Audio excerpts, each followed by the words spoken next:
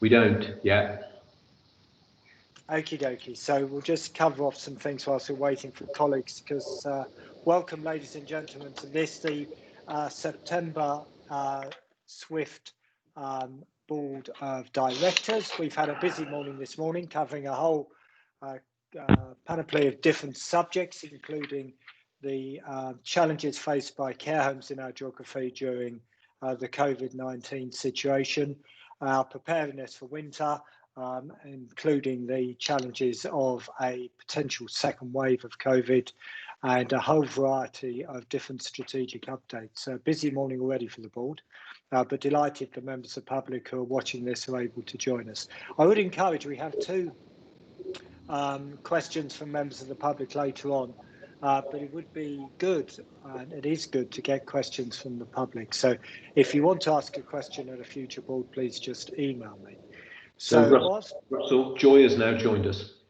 Okay, great, thank you. I'll wait for Isabel and Callum to join us as well, if that's okay. So if you could let me know, Glenn. So I don't believe we have any apologies for absence. Do we have any new declarations of interest?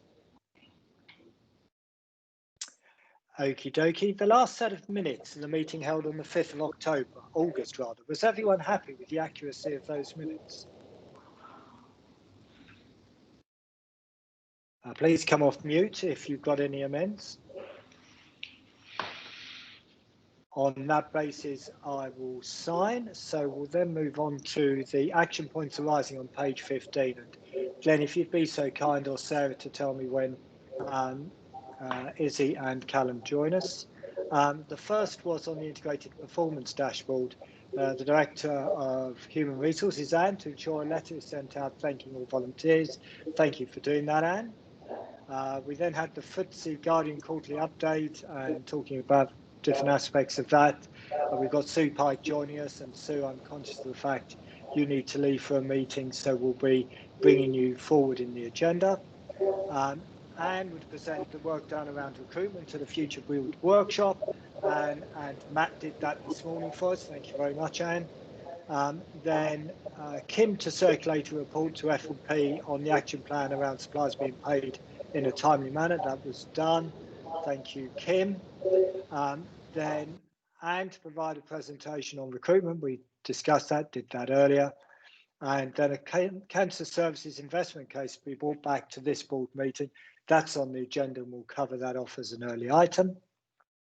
On the nurse staffing report, Fiona to provide an update on information systems at the next board.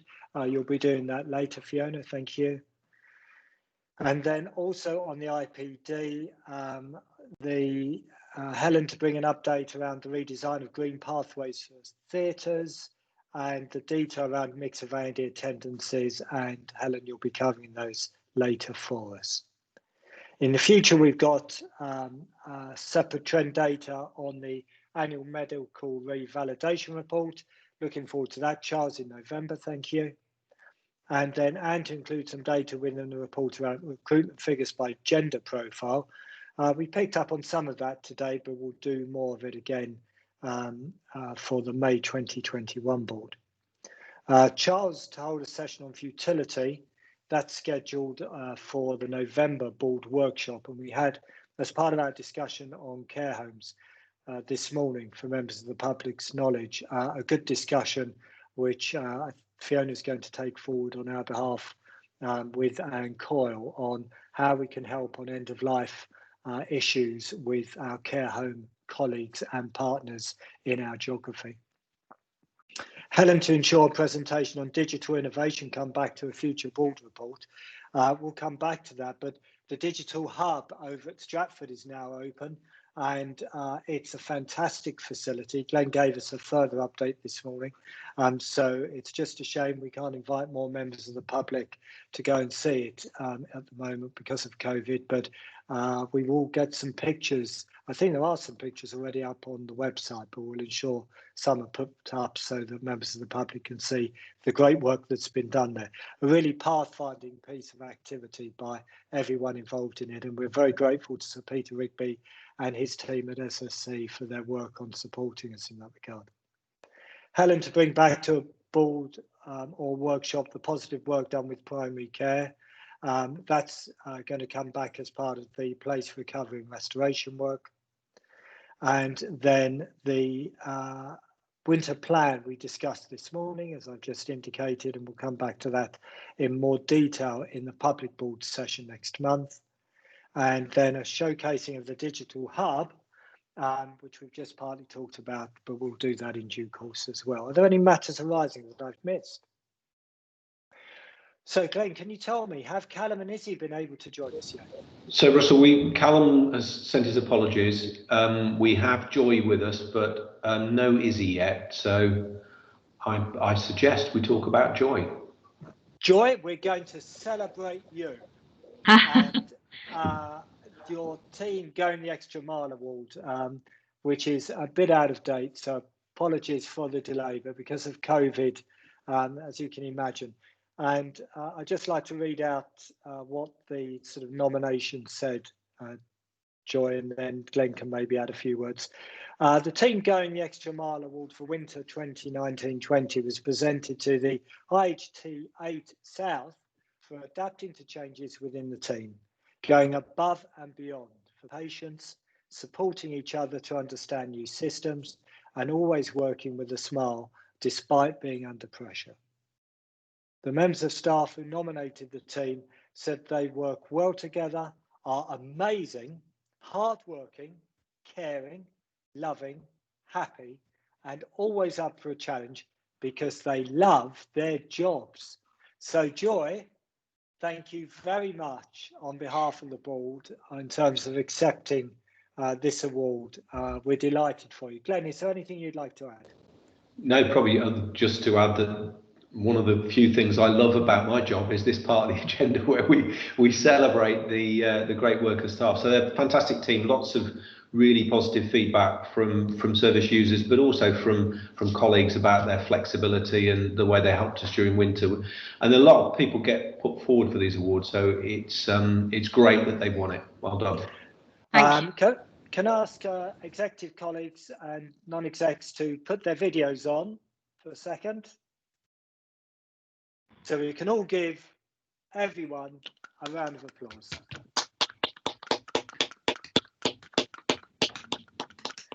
Thank you very much, Izzy, and you have a great day, and please pass on our thanks to the rest of the team. Thank you anyway from IHT staff. Okay, you take care. Thank you. Bye. Bye. Bye, Joy. Okie dokie. So moving on then. What happened to Izzy? I was looking forward to telling her. Izzy, who is our winner of the she's a staff nurse on Willoughby Award for members of the public. But not only has she won the Going the Extra Mile Award, but she's been nominated, I think, by the RCN for the Patient Choice Award for saving a patient's life on the way back from Thailand.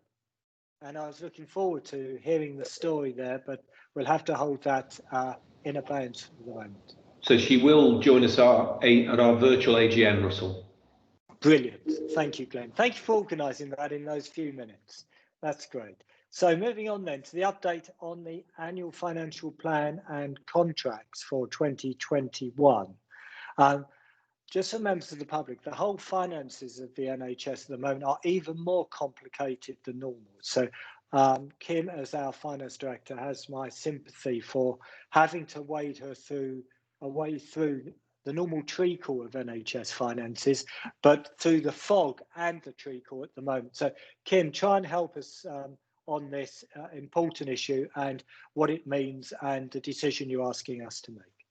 Okay, thank you, Russell. So I set out the paper, if I could draw your attention to a few sort of highlight areas just to ensure that the board and the public understand, I suppose, where we are. So we started the year with a very unusual situation where we were effectively set a new financial framework for the first 4 months of the year, where we were effectively given block allocations that were issued from the centre, and then we were then told that we would be eligible for some additional retrospective top-up payments to ensure that we delivered a break-even position on a monthly basis for the first 4 months of the year.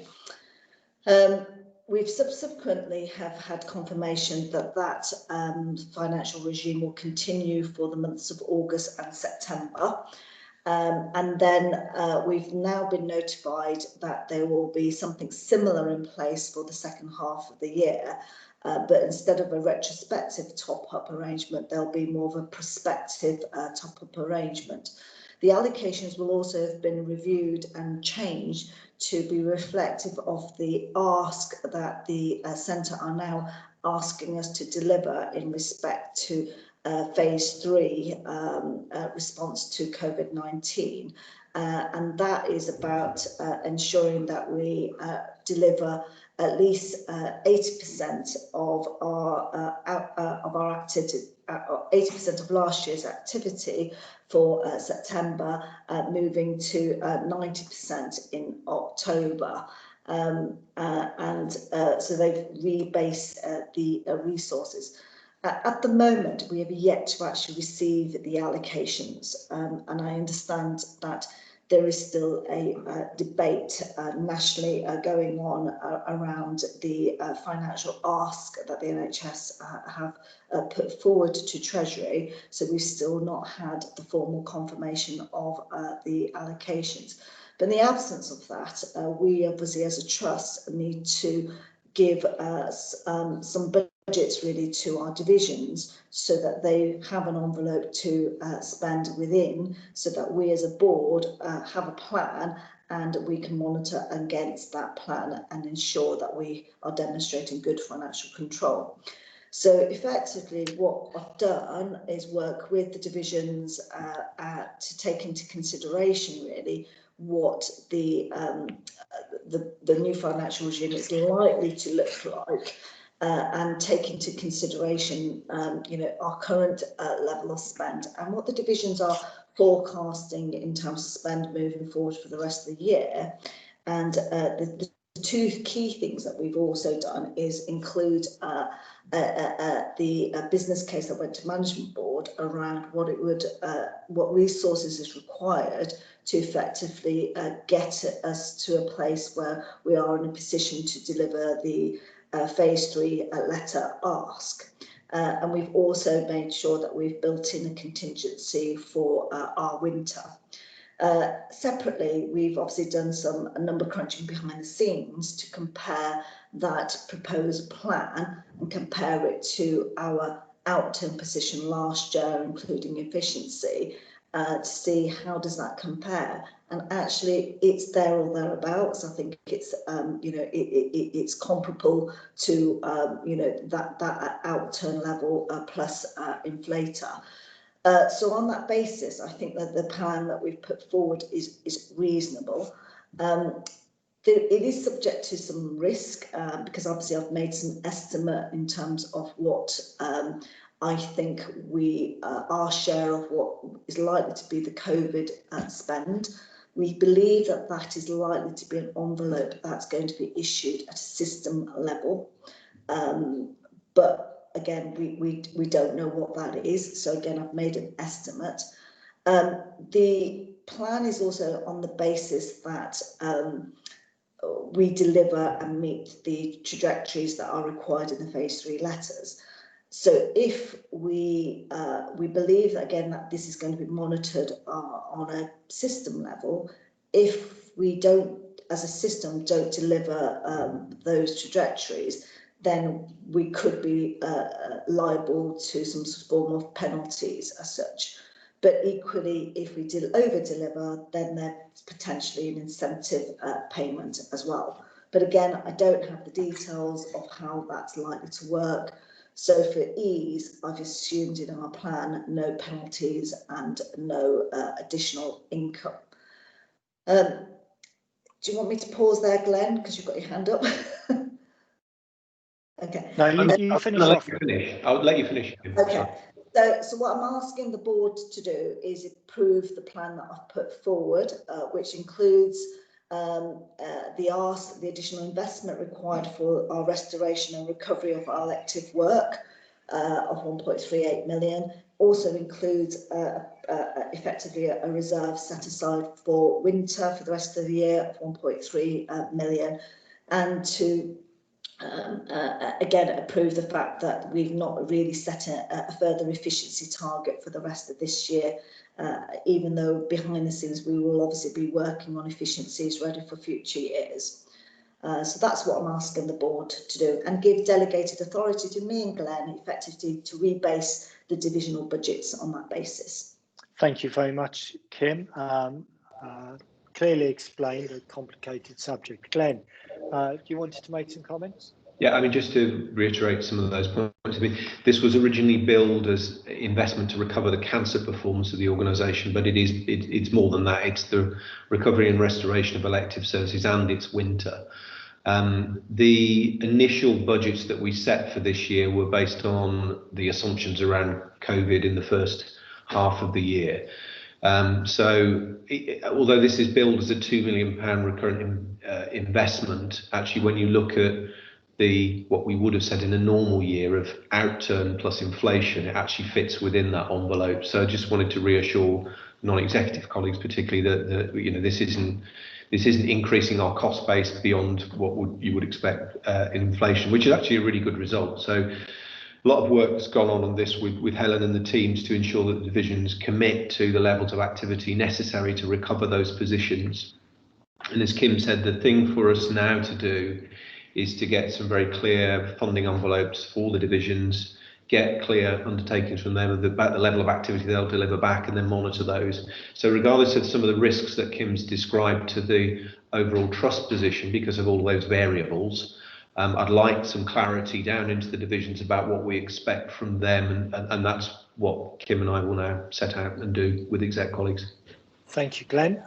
Just before I open it up to other colleagues for questions or perspectives, Helen, does this allow you to get your best chance of delivering what we need to for winter, cancer and restoration of services? Yes, it does, Russell. Kim and I have worked, and the teams have worked really closely together to identify what the divisions and the specialties need to be able to do that. And what the teams have done is worked on a modelling tool that says if they put X number of sessions in, what does that give them in terms of that performance? So for each additional piece of resource that we have put in, we have factored that one through. So in the conversations that Kim and I had in the Finance and Performance Committee meeting last week with the divisions was very, very clear around them saying they absolutely know that they will be held to account within the budget that is now set for them, and they have to deliver the ask within the phase 3 letter. So we can definitely bring something back in terms of what that starts to look like and our trajectories against that for each of the asks within the phase 3 letter. Super, thank you, very clear. Questions and perspectives from colleagues? Please put your hand up. Rosemary. Yeah, just was a clarification, Helen, in terms of the on the divisional ask. Are the divisions bought into this? Absolutely, Rosemary, and you can't really do it without them telling you what they need.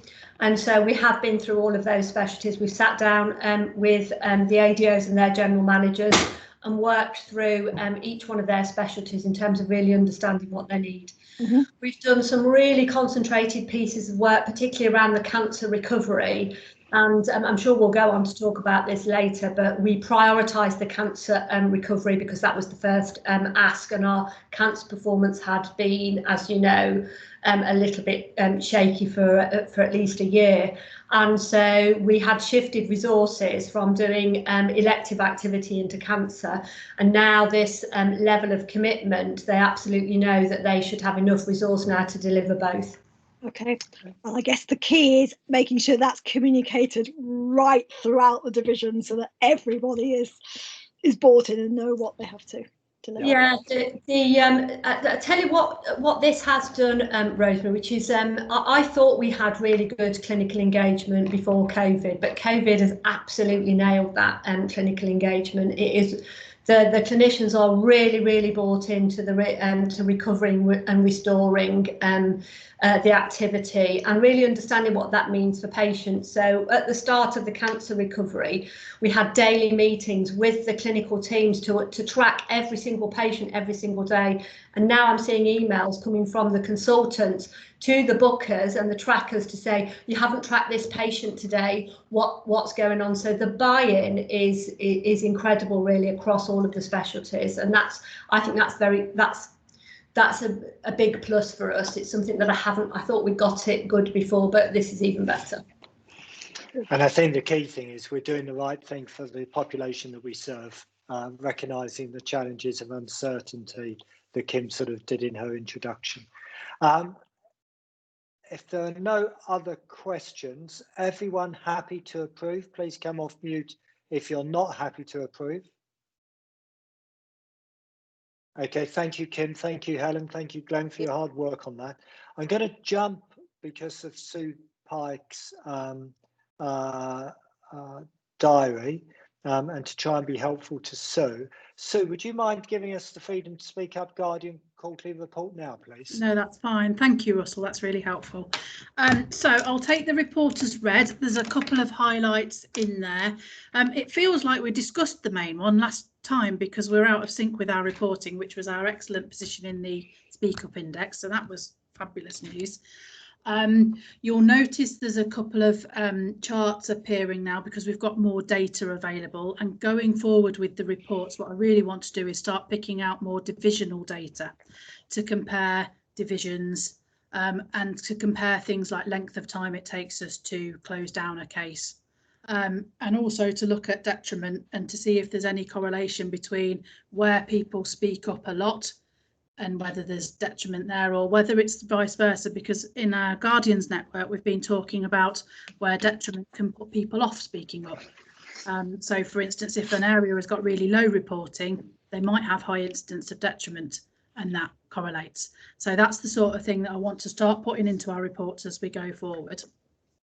You'll see on page 4 there's a little bit of a spike around system, processes and policies, and just to explain what that is, some of that is around COVID and people not being sure how to work around. Some of it's around agile working and us changing how we do things.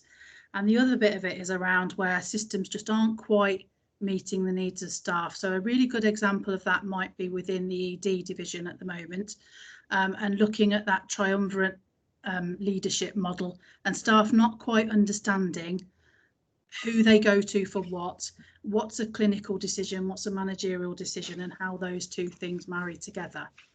So that's the sort of stuff that comes up under systems and processes. You'll be pleased to know I'm working with Jane Tombleson and also Joe Hall, have to get my names right, looking at how we can improve that and looking at things like staff forums and how we get our ambassadors to be more involved in those teams and trying to understand leadership models and things. So there's lots of work going on around that area, which is brilliant. The other thing that I want to draw your attention to, which isn't really covered in the report because it's a bit out of date now, but next month, October, is Speak Up Month.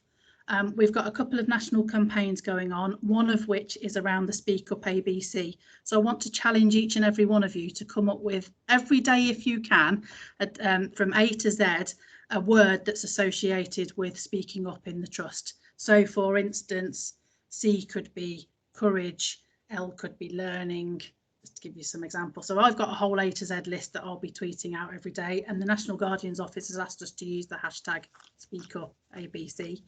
And the other one that I'd really like to see you guys and senior managers do is to think about how you encourage as individuals speaking up in the organisation, and just do a little tweet that has the hashtag Speak Up to Me in it, just to get us talking about speaking up during October. So if you guys could do that, that would be brilliant. I know Glenn and Russell, you love your Twitter, so it's a mission to you. Thank Glenn? you, Yeah, I'll definitely have a go at that as long as you excuse me X and Z. Yeah, I struggled. I'm not giving you my X and Z words because I could only think of one or two.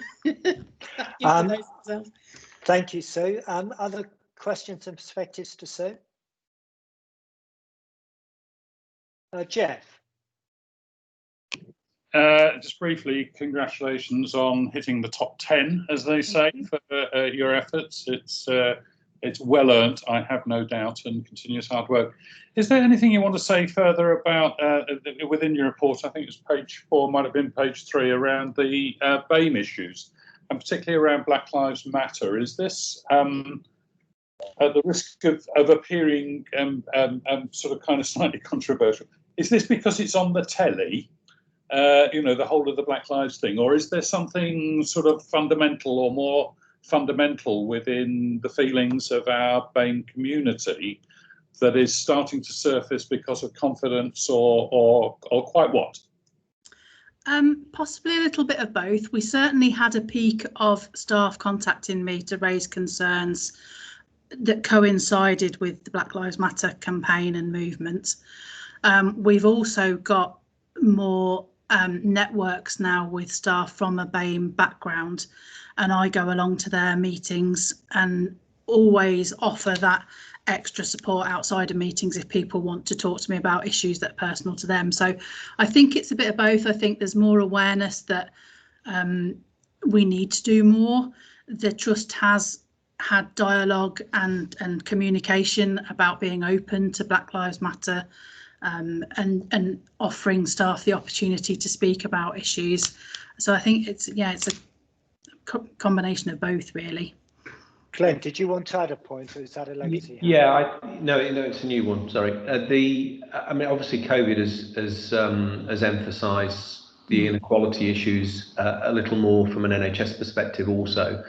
So we put some communication out. I put some communication out to staff, and I was fortunate that one of our BAME staff came and met with me and talked to me about how it felt from her perspective. And actually, as a consequence of that, hopefully, she's going to be giving me a bit of reverse mentoring so I can understand the issues more, because I can't put myself in the shoes of those individuals. So I think it's really important that we're proactive on this and support our BAME network.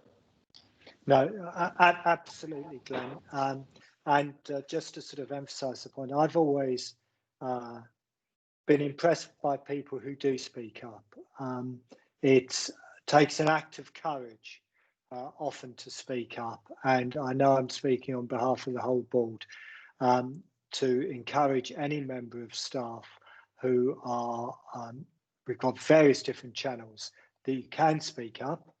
Please do speak up. We never want you to feel isolated. We want you to be able to communicate any issues of concern you have. Sue Whelan-Tracy? Yeah, I just wanted to share with colleagues that I attended the BAME network in the last quarter, and it was a really, it was a very big learning experience. And I would encourage colleagues, as the report says, support change and empower staff through learning and awareness of the issues. And I don't think any of us can fail to learn from turning up to any staff network. And when I say turning up, I say that because really we have to ask permission, obviously, but I don't think that we should wait to be invited. So that would be my suggestion. Yeah. And any other comments from colleagues? I'd just like to go partly back, as we've been talking about BAME. A friend of mine has recently gone through a very painful process due to them speaking up at work. And they are a 55-year-old white male. And it took enormous courage, given the profile of the individual they were speaking up about, for him to do that. So I'd just like to emphasise again this point on courage. It's a courageous thing to speak up. It's great, Sue, the work you do in terms of providing that safe listening ear, taking seriously people who have gone to the step of speaking up. But I know as a board are committed to creating a culture of freedom to speak up. So please carry on doing what you're doing. But whether you're a older white male like I am, whether you're a young person whether you're from the BAME community, whatever community you're on, if you're even the chief executive could speak up. Okay. When you said younger, Chairman. Okay. Yeah. Thank you. The important thing is for all of our colleagues to feel that they can speak up and they're encouraged to speak up. Be brave, be courageous. So thank you very much for the work you do. Thank you. Care. Thanks for bringing me forward as well. No Appreciate worries. it. So we apologies for jumping around the agenda a little bit. If we go now back to the Information Governance, Data Security and Protection Toolkit Assessment 2019-20, Charles, anything you particularly want to pull out from this? Okay, well, the paper is as read, but I think the main issue here is that although we've made a lot of progress and we're largely compliant with these standards, there are still 4 cybersecurity standards that we're not compliant with. That's largely around security of email and resistance to phishing attempts and security of the web. The progress with that has really been delayed by a combination of COVID and vacancies in the IT department. There is a very clear program of how to get to full compliance. And a risk has been raised. We're certainly not alone in the NHS in this position. So I think that the position is clear and that there's a clear way to achieve what we need to. Okay, thank you very much, Charles. So this is for approval. Any questions or perspectives from colleagues? So again, please. Hi, Charles. I didn't just quite understand whether when that full programme of work, which I know is getting a lot of attention and is important, I'm grateful for it, will that then get us to attaining the Cyber Essentials Plus standard, or is that a separate set of actions? No, that's a subset of it, so yes, okay. It will. And if I may just ask a follow-up question, I'm aware of some changes to the law relating to information governance that was brought in as part of the emergency legislation. Does this toolkit cover those? That's one I'd have to go back and find out. I think this predates any recent changes. Yes, I thought that was probably the case, but and obviously we don't know how long these new this new legislation will have effect for, but I think we should just maybe diarise to look at it in the future in case we need to do something different. I think you're referring to the sort of the loosening of some of the requirements to get us through COVID. I mean, yeah. I think they will. That is a temporary measure, and exactly when it will go back to normal, I don't know. We can look at it outside the meeting. Time will tell. Thank you, Sue. Colleagues happy to approve? Please come off mute if you're not. Thank you, Charles. Please keep us briefed. And the winter flu plan, Fiona, update here. Particular points you want to pull out? Yes, Chair, thank you. This is for approval, and I hope the board has taken assurance that it's a robust plan. It's almost the same as last year, with the only exception really being that luckily, actually, without knowing that there was a COVID pandemic coming around the corner, we actually learnt from last year's ordering of vaccines and preemptively ordered 75% of our vaccines to be delivered in the first month, which will now pay dividend unexpectedly. But if that comes about and it's not nationally controlled. So at the moment, incentives and plan and delivery of that plan is exactly the same as previous years. It's been successful and we haven't changed it, with that exception being that we're expecting delivery of almost all our vaccines in the first month. Fingers crossed that it arrives. Thank you, Fiona. Questions and perspectives, Glenn? Fiona, one of the things I picked up from the primary care side of this, which obviously is quite significant, is the suggestion that it's going to take longer to vaccinate individuals because of social distancing and infection prevention measures. Is there an impact on our approach on that, or are we expecting it to be similar to last year?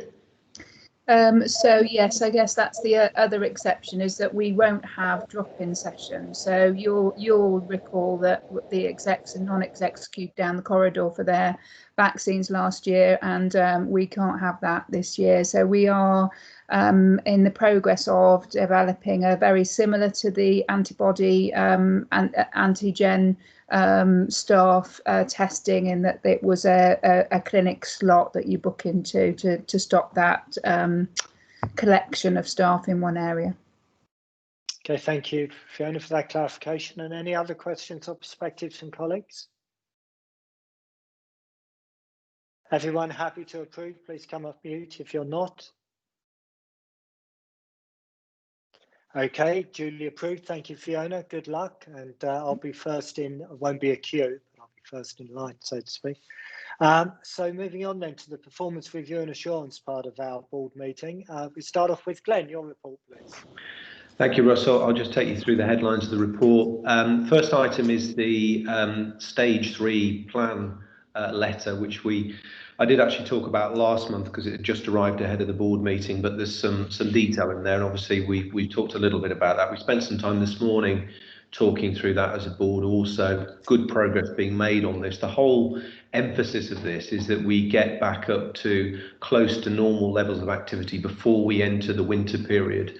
And it's obviously going to be a challenging winter period for lots of reasons, but that's the ambition. And those percentage milestones that we talked about earlier are reiterated in this report. And there's also a system level financial incentive arrangement, which is a little complicated, as Kim explained to us earlier, but probably best not to be distracted by that. Probably the most important thing is to focus on getting our patients treated as quickly as we possibly can.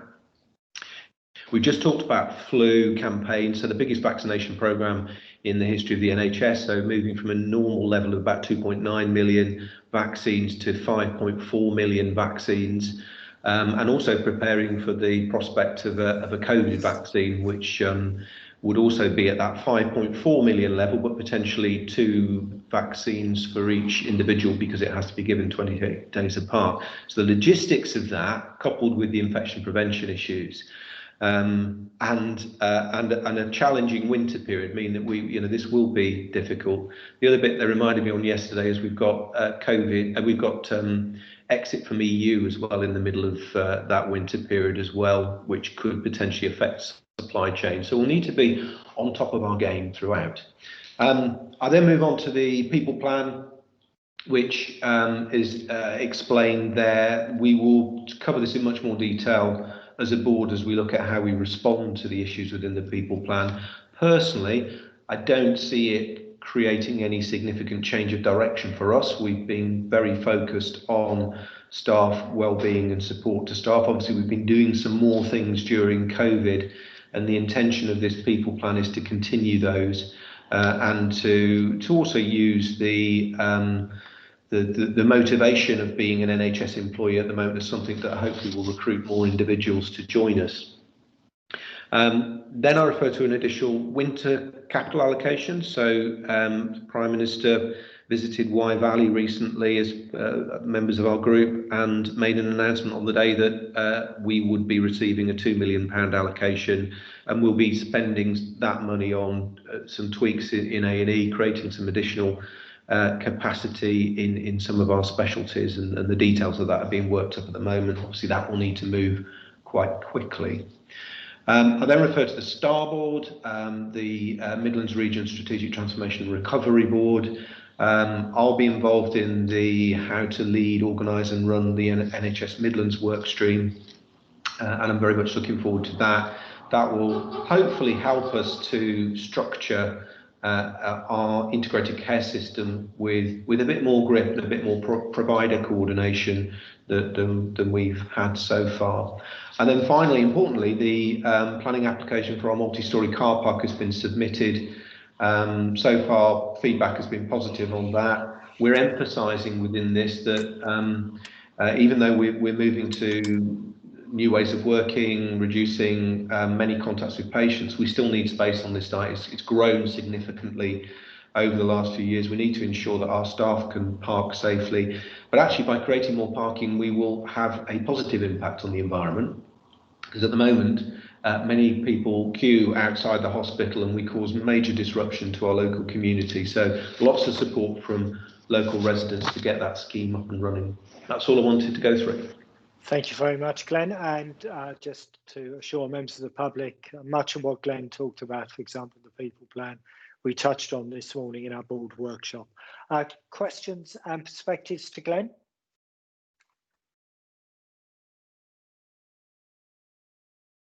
Okay, I think, Glenn, you sufficiently covered it off this morning as well. Thank you very much, and thank you for your hard work. We are very fortunate as a trust to have Glenn as our Chief Executive, being involved in so many different aspects, both at a national level and a regional level, in terms of steering the NHS through these extraordinary times. We therefore move on to the Integrated Performance Dashboard. Glenn, I do know you need to go on to another call in a little while, so just leave when you need to. So Anne, would you care to do an introduction for us, please? Sure, thank you, Russell. The Integrated Performance Dashboard provides us this month with a useful indicator of the trust and indeed our population's response to coronavirus pandemic, with signs of return to more normal levels of activity. We have, as reference, submitted our initial activity plans for the restoration of services as part of the Coventry and Warwickshire system return. And that's been really useful in providing that clarity for the organisation for the remainder of 2021.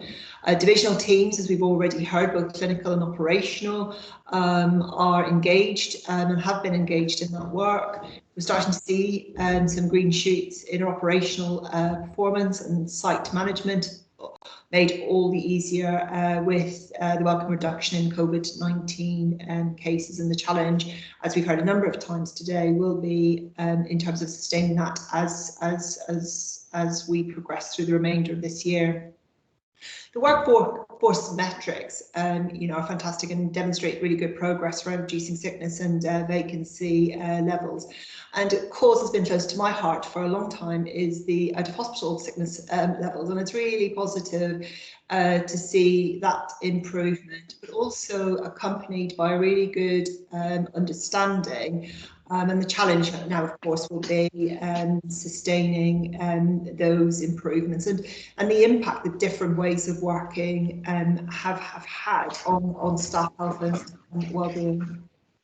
Some positive news also there in terms of the application to NHS charities. And again, Anne referenced this morning at board workshop the key posts that have been appointed to in their participation, hopefully, but the nominations that we put forward for their participation in the Workforce Race Equality Standards Expert Programme. I think that will be a really useful resource as we progress and move forward with the equality, diversity and the inclusion agenda. Thank you. Thank you very much, Anne. Any questions or perspectives to Anne, or shall we get into the detail? Okie dokie, so diving then into the detail. Fiona, I think you're first up, please. Yeah, I haven't got very much more to add, Chair, to my commentary that I've already put in the report. It's a fairly stable position in terms of the quality and safety KPIs. There is still some work to do, as you can see, on the nurse care indicators, and we're doing that within the divisions, but I haven't got any more to say. Thank you. Okay, great. Thank you, Fiona. Any questions or perspectives to Fiona? What's worrying you most, Fiona? I suppose what we've already said in terms of winter and flu and COVID and that all coming together as a perfect storm. I think the staffing is still difficult in some areas, but no, it's okay. Okay, good. Colleagues, happy to move on then? So Helen, what would you like to pull out of your report, please? Thank you, Russell. Just to highlight that we are starting to see improvements along many of our performance indicators. A&E is still struggling. However, we have a new ADO in post, Jane Tombleson, and she's very experienced in understanding particularly the emergency division, but really in relation to ED performance. And Jane is leading on our urgent and emergency care work stream as part of our restoration, and has got an exceptionally robust plan in place that will deliver the ED performance, but also some of the projects that are coming out around NHS 111 first, and also the same day emergency care. And I think that is a really key piece of work for us moving into the winter, and also to deliver the phase 3 requirements alongside that. And I think that will also then support our continuing of our elective performance during winter, as well as we reduce admissions within the organisation appropriately. We are starting to see the elective activity pick up, and August data really should start to give that in much more detail for us, because we finished the improvement works that we were doing around theatres and around the green pathways for theatres. And so we are able to operate at almost full capacity now for our theatres. The only theatre that unfortunately, due to the green pathway work, that we have isolated somewhat has been the ophthalmology theatre, and we have put that ophthalmology work out within the independent sector for the time being, until we can get a different solution into Stratford as part of our restoration work. So that shouldn't impact on our activity or the ask in phase 3.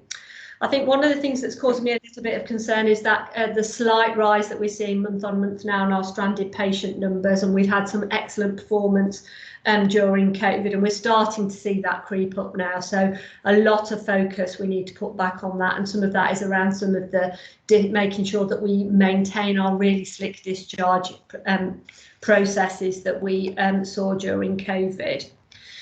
Our occupancy rates are starting to get back to sort of normal levels, or they still are around 70%, and that's not a bad thing, because actually by holding some of that capacity, it does allow us to be a little bit more flexible. It allows us to have capacity if we do see another surge. So I won't be racing towards a 92% occupancy. We have rebased, had looked at all of the beds, particularly those that we've taken out from a social distancing point of view, and be very, very clear how we put all of those services back in. I think my plan, once we finish the ITU and the Willoughby swap, which gives us better infection control measures and isolation with an ITU, is to give the orthopaedic team a bit of free rein and their ward back. They haven't been in their ward since the beginning of COVID, and allow them to recover the orthopaedic position before we get into winter. So we're ahead of the game on that, and they're very keen, and they have started in earnest, which is a positive. Diagnostic wait times are beginning to improve, so that's really, really good. And we are starting to see good recovery across all modalities for diagnostics. And cancer is improving steadily month on month. Cancer is beginning to improve, and we'll see further improvement next month as well. And right at the end of the report, I did put the charts around our 62-day and our 104-day performance for the cancer breaches. And if you remember, at the beginning of August, I think it might even have been the end of July, we were asked to do a really concentrated piece of work around bringing those numbers down. So the charts are a little bit misleading, because some of them include the tertiary referrals, which are referrals that we send to providers that are over the 35-day cut-off point. And so what we have seen is a 70% reduction in our own 104-day breaches, which is phenomenal. And we only have a handful of breaches left for us to deal with. And I think that's around about 20 breaches left, and all of those are dated. And we've had a 43% reduction in the 62-day sorry, yes, the 62-day breaches. And again, that's really, really good work. The 62 one is a little bit more fragile because of trying to meet the 28-day faster diagnosis standard. So that's where we're concentrating our effort on moving forward. I'll pause there before I go on to the out-of-hospital one in case anybody's got any questions around the acute element of the performance report. Actually, what I prefer, Helen, is for you to do out-of-hospital. So I want us to move away from the ideas with 2 bits. Let's just hear you in its entirety. Okay, I'll keep going then. So the out of hospital team have really stepped back up and restored many of their services, hanging on to the really good best practice that they have been delivering. Anne's already mentioned the significant improvements that they've had within the sickness rates within out of hospital, and during F&P earlier on last week, we heard some really great stories around how they have really tackled their sickness rates and some of the things that have done. And we want to share that learning across the organisation because we've still got pockets where that is a challenge. There's excellent work within ISPAR, and ISPAR again has been a godsend for the organisation in terms of managing some of the initial response to COVID. And some really good performance around the urgent response and the first day assessment target within the report. The team are also working really hard on the reason to reside criteria and supporting that timely discharge for patients out of the acute setting into out of hospital care and being supported in their own homes. So I think there's some really great work going on in the out of hospital, and there's a great deal of innovation there that they have actually captured during their restoration and recovery work. Thank you, Helen. Questions and perspectives. Glenn, first of all.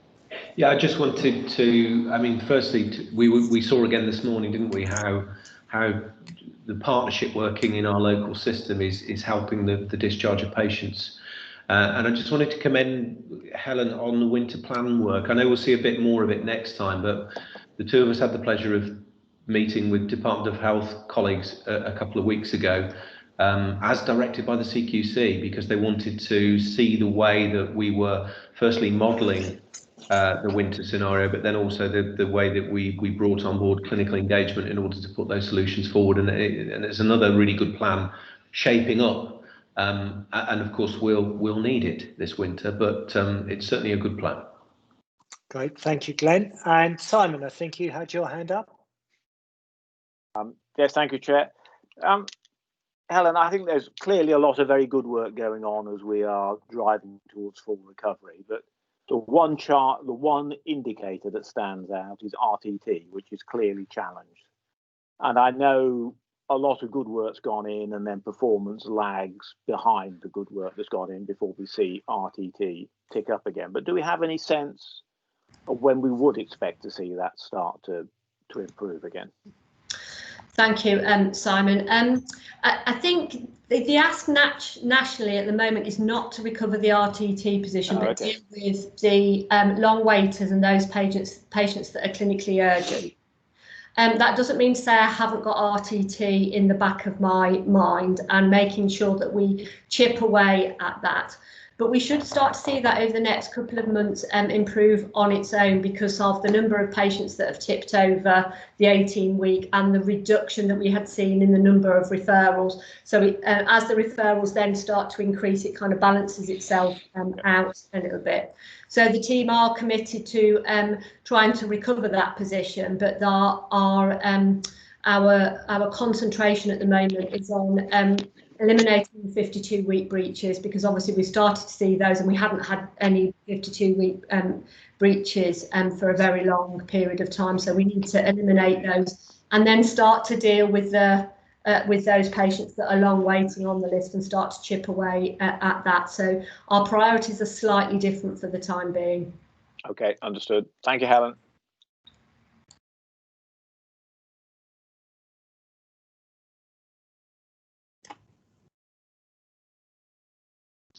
Have we lost Russell? I think so. I think it's you, Glenn. Okay, so whilst we wait for Russell to rejoin us, I'd probably just make a comment about whilst RTT may look challenging from our perspective, actually compared to other trusts, we've always done well. So it looks in a worse position based on what we're used to, rather than comparing with other trusts in the NHS. And I'm sure we'll get it back quickly. Russell, we lost you briefly. No, I apologise. I pressed the wrong button. You never trust a chairman with technology. Chris, I think you had a question. Yeah, just very quickly, cancer urgent GP referrals. Helen, the conversion rate is at 10%, and I know some board meetings ago we talked about tackling that with GPs, because that is a waste of your resources. It's quite a low conversion rate. Is there any progress on that in terms of educating GPs?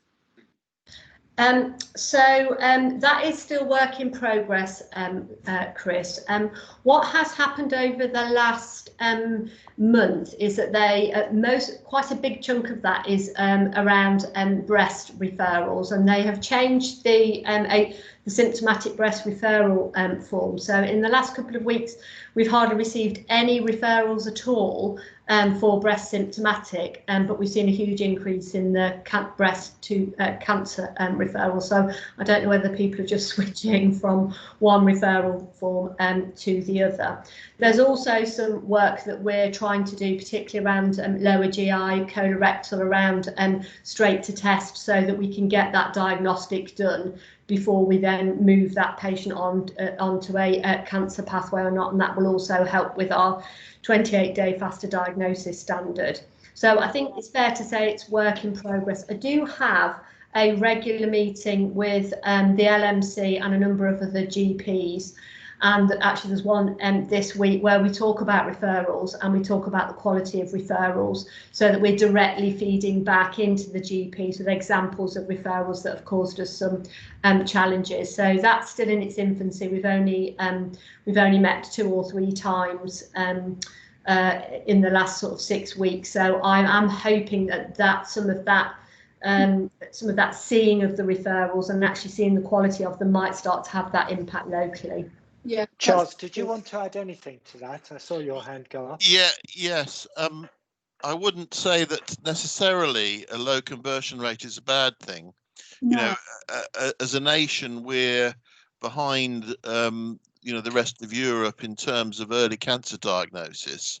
And of course, if you want to improve that, you have to assess more patients to actually pick up on some of these, very subtle tumours.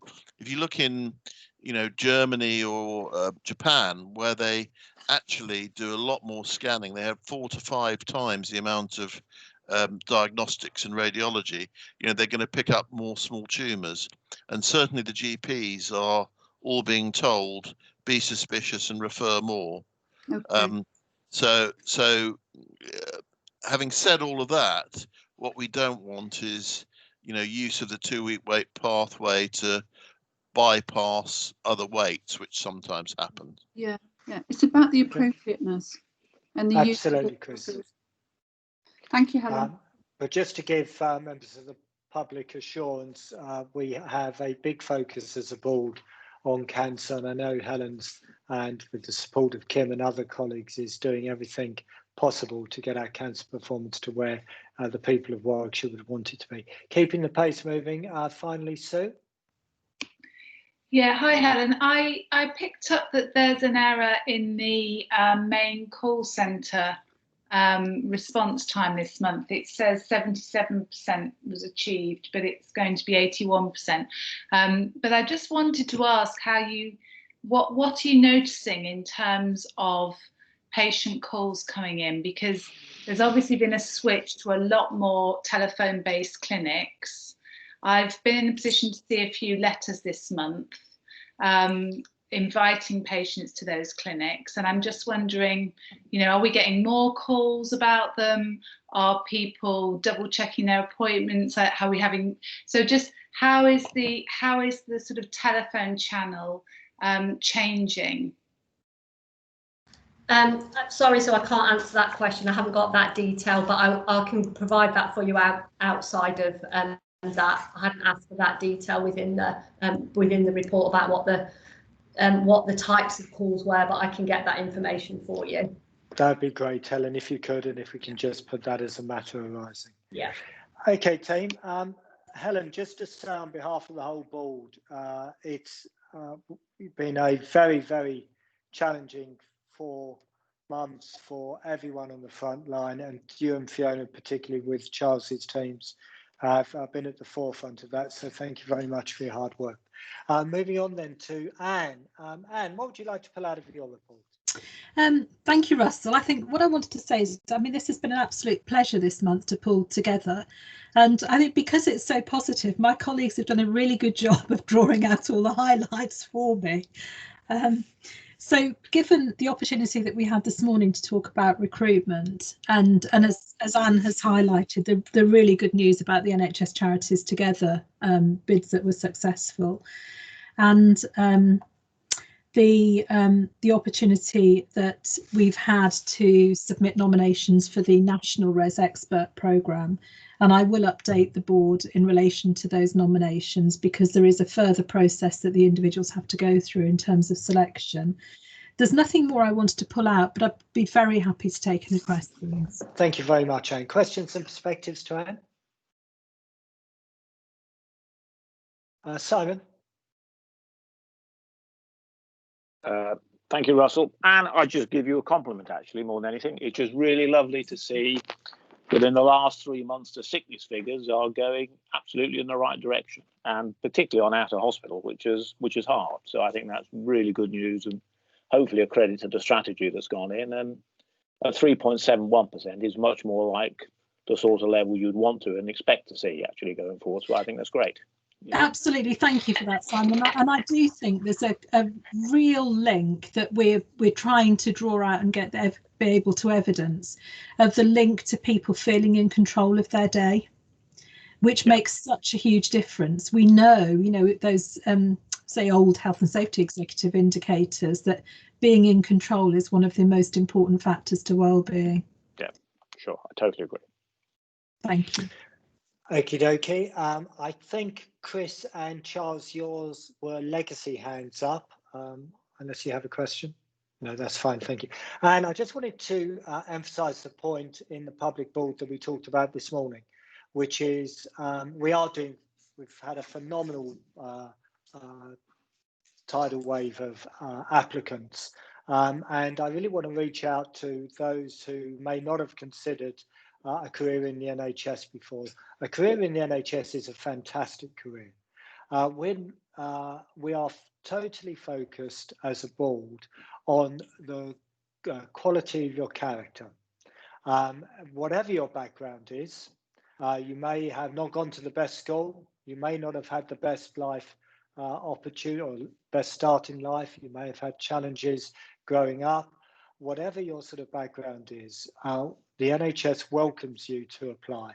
And if you've got the right character, you can thrive within the NHS. Plus, the pension's great, the work colleagues are great, and quite often the cake is very good as well. So please do apply to the NHS. It would be great to have you on board with us. So moving on then to Kim. Kim, what would you like to pull out of the finance report? I was just about to say, it sounded like you were talking about me earlier, but that's fine. But anyway, the finance report, I think I've obviously set out the finances in my earlier slot, but the key things to note for the current year-to-date position is that we claimed an additional £2.4 million as additional retrospective top-up in order to break even. Our cash position remains strong, and we continue to obviously work with the divisions to ensure that we support them to deliver the recovery. And those are the key things I just wanted to highlight. Thank you, Kim. Any questions or perspectives to Kim? You and I both obviously had a similar background, Kim. Yes. Rosemary. Yeah, quick question. on agency staff, Kim. Most of the growth in the agency staff in this last month or last few months has been in other. Now, I just wondered, is that sort of IT staff, project staff, or what's going on here? And yeah, there is a significant spend in IT. There's also a clinical coding spend in there as well. And as you recall, I think it was the workshop session earlier, I asked about what are we doing specifically around targeting recruitment around IT in order to reduce our agency costs. So that was linked into addressing this issue. Right, yeah, because I think it's we've seen before the challenges of recruiting strong IT people and targeting correctly. Yes. And just to assure members of the public, we talked about that this morning, didn't we, Rosemary, and the importance of growing our own. Any other questions to Kim? Okie dokie, thank you very much, Kim. Charles, what would you like to pull out of the mortality report, Ryan? It's a very stable picture, and we do have a little bit of information now on how perhaps our COVID mortality was during April. Although it's not risk assessed, our mortality was 25% and the national figure was on average 28%. So it certainly doesn't look as though we're an outlier in that respect. We also, our mortality in that period for non-COVID conditions wasn't raised, and that's reassuring. We're now fully recruited to our medical examiner body, and we've actually now reviewing all deaths and in a much better position with regard to learning from deaths, although still awaiting the IT system. So all in all, a very stable, reassuring position. Thank you very much, Charles. Any questions from colleagues to Charles on the mortality report?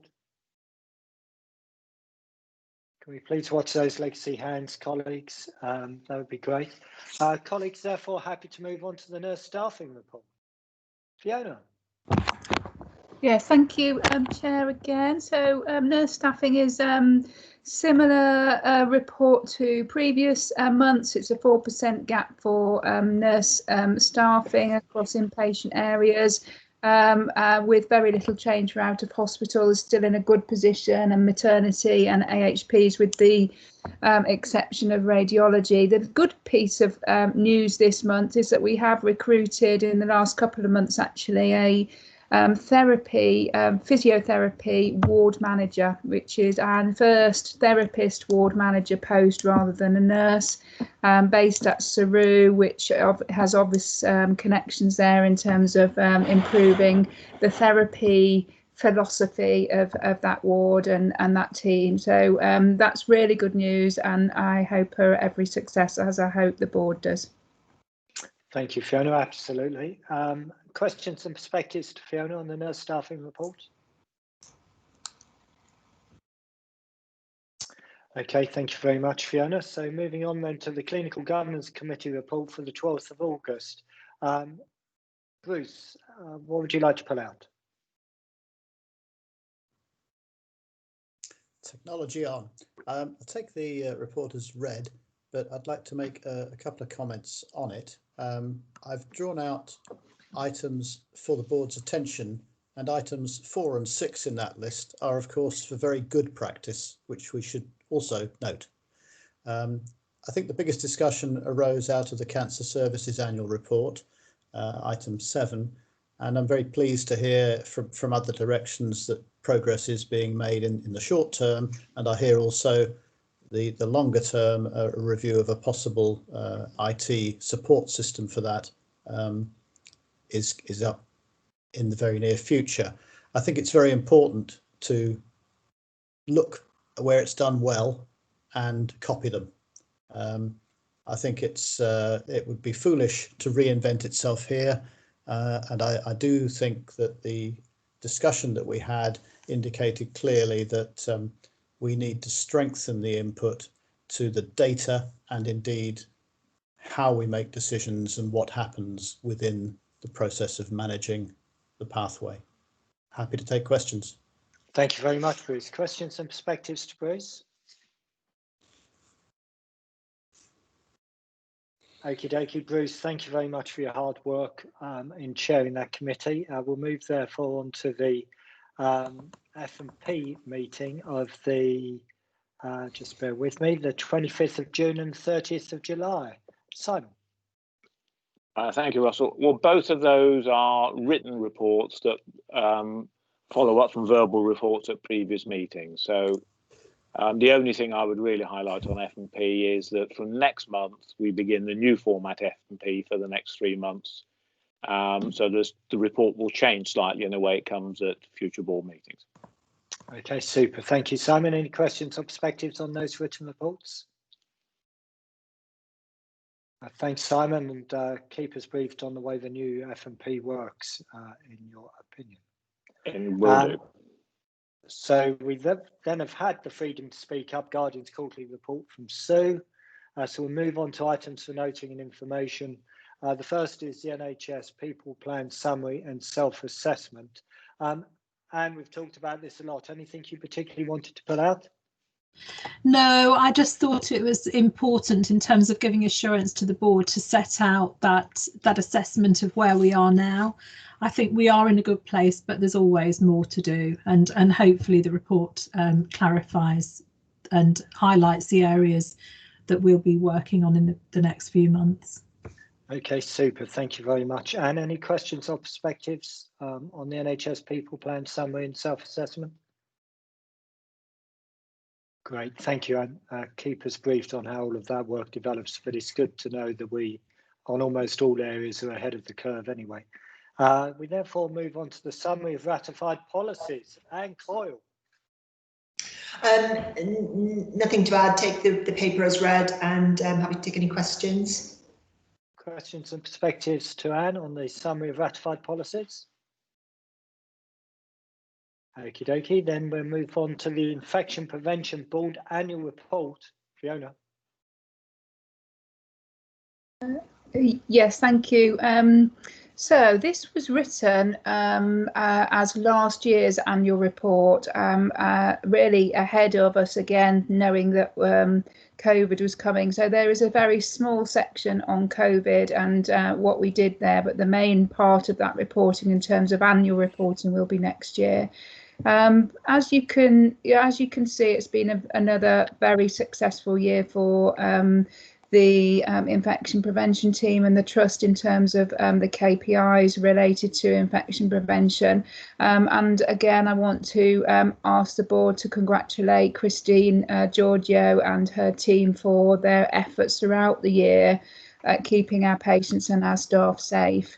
I am pleased to have included in the winter plan financial provision, though, some increased resource for Christine's team, because I think there's recognition, although they are excellent, we and have had a number of successful year-on-year performance now.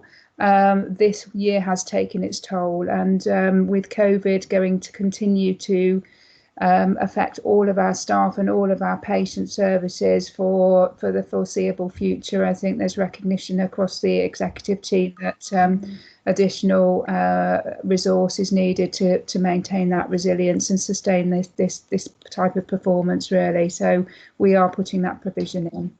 Fantastic, and please pass on our thanks to the team. Any questions or perspectives to Fiona? Thank you, Fiona. We therefore move on to the Constitution update report, which I'll take as read. The only real point of real substantive discussion is around the governor tenure, which is by no means a straightforward issue. I'd like just to note that our longest serving governors are often those which go the absolute extra length in terms of working on behalf of the trust. So the issue of governor tenure is a difficult one, and it's the subject of continued debate, but it's just an update report. Any questions on the Constitution work that's going on?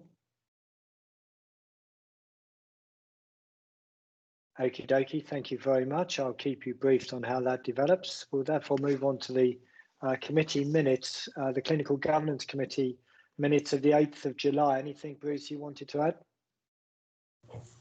Nothing to add. Okay, super. Thank you, Bruce. Any other business, therefore? Any other business from colleagues? Please come off mute if you've got any other business. Okay, so we move on to questions from members of the public and governors. There are 2 questions. I'll read them out, but I know they'll be minuted. The first question is, what number of beds is the Director of Operations targeting to provide for the winter flu pandemic second phase in 2021? And how well are they doing in trying to achieve this?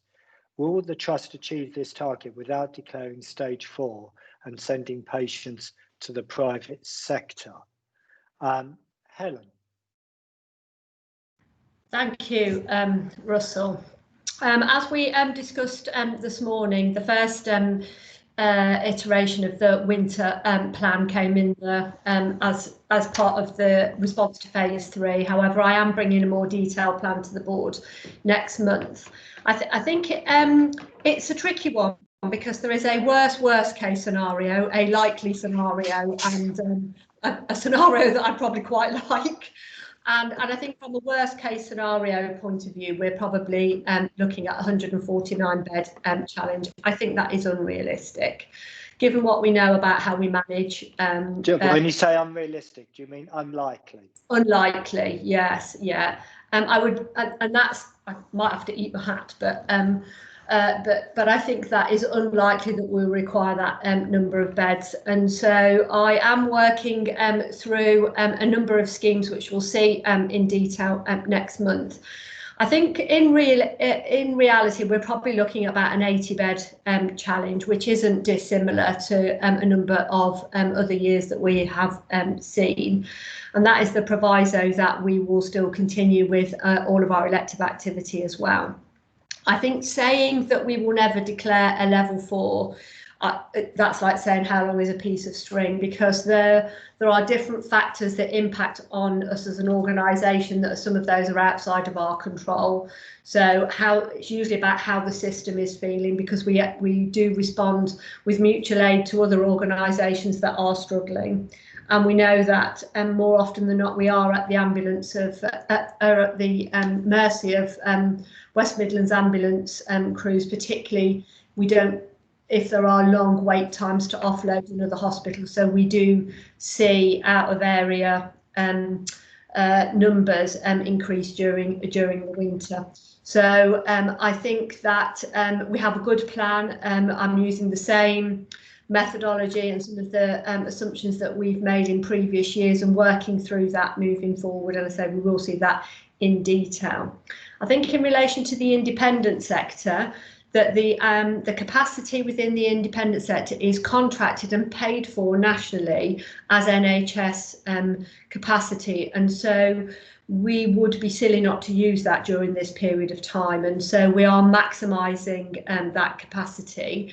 That the contract changes in December, and after December we would have to buy capacity there if we wanted it, and so I'm going to use that capacity now to support the people that are waiting the longest on the waiting list, and any urgents that we can do, so that while we are in a much calmer COVID state, we're encouraging patients to come in and have their operations and use the independent sector to do that, rather than them still having a little bit of a fear factor to come to the acute hospital.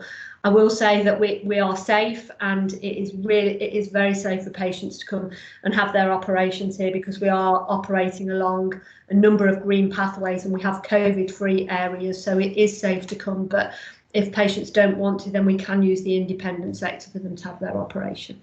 Super. Thank you, Helen. Very comprehensive reply.